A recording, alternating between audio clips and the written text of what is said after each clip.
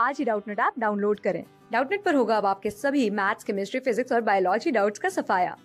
बस अपने क्वेश्चन की फोटो खींचो, उसे क्रॉप करो और तुरंत वीडियो सोल्यूशन पाओ। Download now.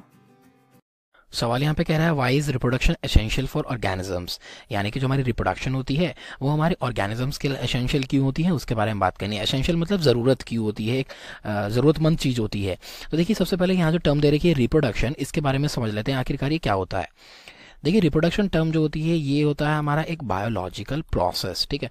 बायोलॉजिकल प्रोसेस होता है जिसके थ्रू हमारे जो ऑर्गेनिजम्स हैं वो क्या करते हैं, वो अपने ही जैसे ऑफस्प्रिंग्स को जन्म देते हैं, ठीक है। उन्हीं की जो स्पीशीज के ऑर्गेनिजम्स होते हैं उनको ये जन्म देते हैं, यानी कि ये अपनी जनरेशन को आगे बढ़ाते हैं, ठीक है। जनरेशन को आगे बढ़ाते हैं। तो ये जो प्रोसेस होता है इसको बोलते हैं रिप्रोडक्शन, ठीक है। यानी कि जो ऑर्गेनिज्म है, यहाँ मैं इसको पेरेंट डिनोट कर देता हूँ क्योंकि हमारे ऑफस्प्रिंग्स तो पेरेंट से आते हैं।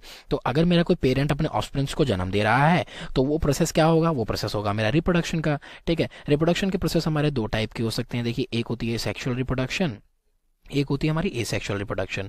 बात करूँ एसेक्सुअल की तो यहाँ पे हमारा एक सिंगल पेरेंट इन्वॉल्व रहता है, और वहीं बात करूँ सेक्सुअल रिप्रोडक्शन की तो यहाँ पे हमारे दो पेरेंट इन्वॉल्व रहते हैं, ठीक है।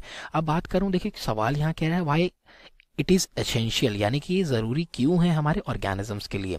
देखिए सबसे पहले तो मैंने बात करी यहाँ पे जनरेशन आगे बढ़ाने के लिए। तो पहला अगर मैं बात करूँ यहाँ पे पॉइंटर्स बना लूँ तो सबसे पहले क्या है, जनरेशन को आगे बढ़ाने के लिए, ठीक है। जनरेशन की कंटिन्यूटी के लिए, ठीक है, इस वजह से।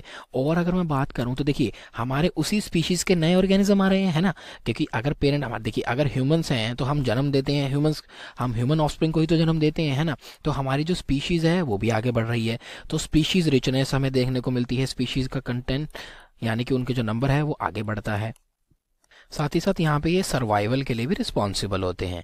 देखिए सर्वाइवल कैसे रिस्पॉन्सिबल होता है, ऊपर वाले दो पॉइंट मैंने बता दिए। सर्वाइवल के लिए देखिए होगा क्या, अगर हमारी कोई स्पीशीज़ है, स्पीशीज़ ए है मेरी, ये रिप्रोड्यूस नहीं कर रही है, अपने जैसे ऑर्गेनिजम्स को नहीं ला रही है, तो थोड़ा टाइम बाद क्या होगा, इसकी डेथ हमें देखने को मिलेगी, ठीक है ना कभी तो इसकी एज पूरी होगी, लाइफ स्पेन पूरा होगा तो ये डेड हो जाएगी। डेड होने के बाद क्या हो गया, ये यहाँ से एक्सटिंक्ट हो गई, क्योंकि हमें और कोई इस प्रकार की देखने को मिलेगी नहीं।